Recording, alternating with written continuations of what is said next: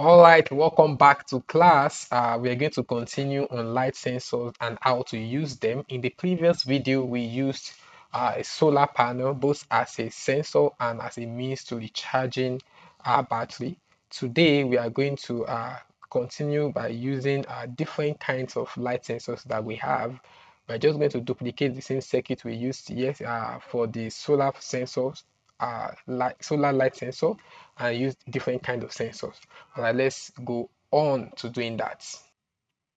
So I'm going to delete this solar panel and delete this and this. So we're still going to use the same circuits. Now we want to use different kind of light sensors. So let's search for lights. So here you see photoresistor, we have photodiode. I think those are the two light sensors that we have in this software. So let's start with photoresistor.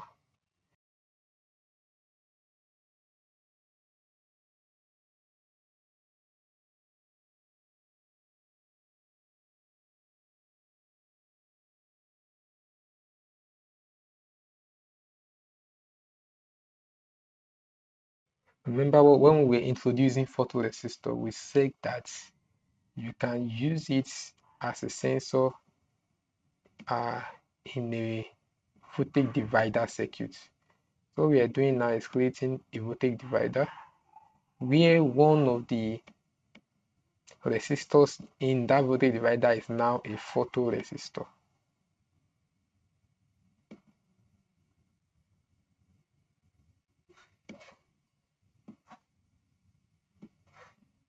What that implies is that once the voltage changes,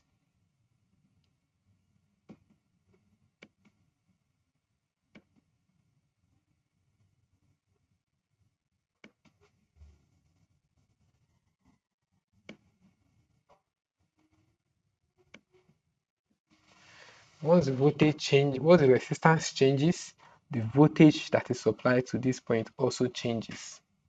Do you get that? So let's simulate, start simulation.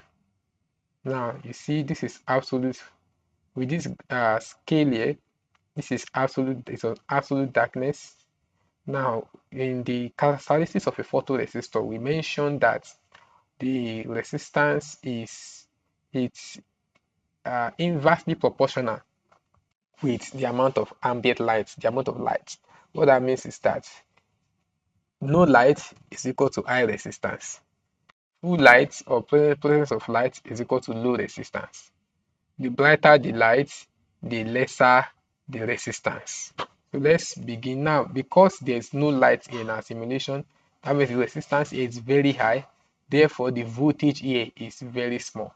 Let's bring a meter there so that you will see. Let's bring a meter.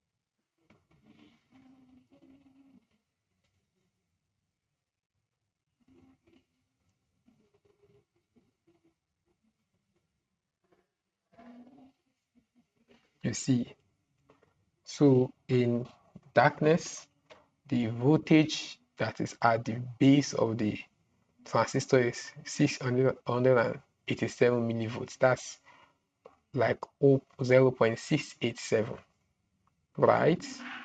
So when we begin to increase this scale to simulate that the transistor, that there is now brightness coming up, you see the voltage increasing. and at full scale, the transistor is not yet on. The reason is this. I believe that the value of this resistance is too high for this situation. So let's reduce the resistance to 10 kilo ohms.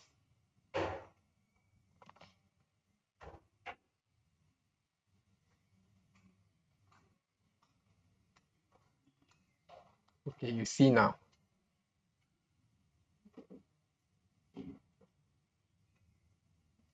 When it is dark, totally dark, you see the lights coming up and like that. So let me give you an assignment here.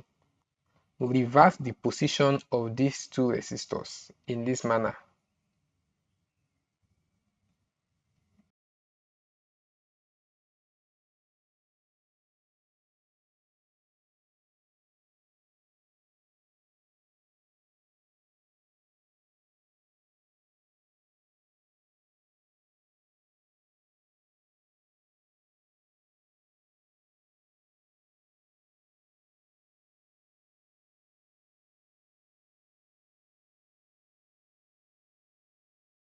So reverse it in this manner and run the simulation and let me know and share what happened in your simulation.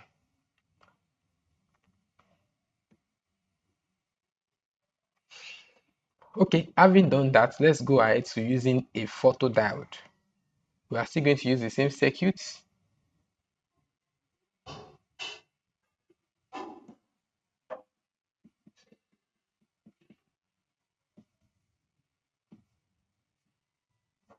And the resistor at the towards the ground, and let's see what happens there.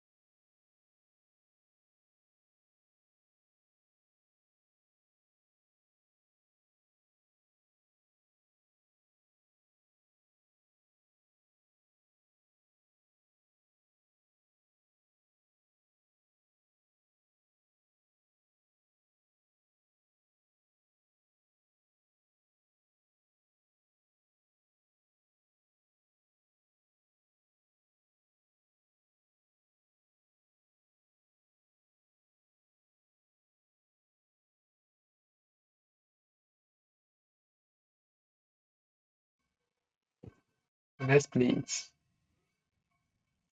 And the light is on. So let's see, is it total darkness? So it's darkness now. When it is dark, the light is on.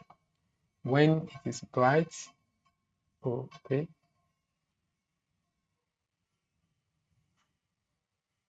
Okay, the light is always on. Oh, okay. The resistance here. Let's make it 10 kilo ohms. Now when it is bright, the light is off.